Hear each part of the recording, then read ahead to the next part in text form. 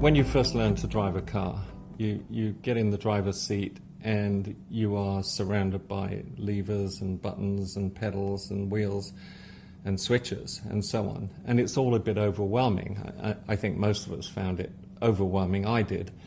And yet, 40 hours later of being exposed to this strange environment, you're actually functioning very competently and very smoothly. And what's happened there is, and we have studies of the brain, functional magnetic resonance imaging studies of the brain, that show how the brain changes during the acquisition of those skills, in that particular case, driving a car.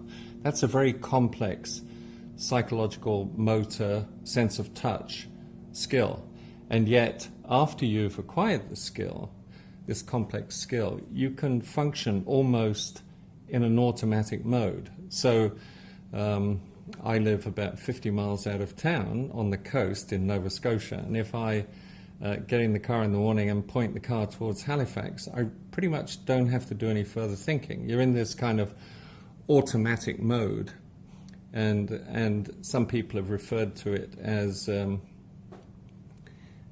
Pink Floyd had an album called The Wall, and in The Wall they referred to being comfortably numb.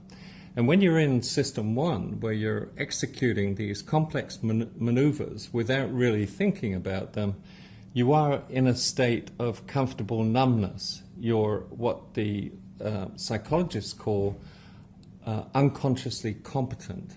That means that you can perform tasks at a fairly high level of competence without being aware of the fact that you're trying to solve a problem. You've relegated it to an automatic level.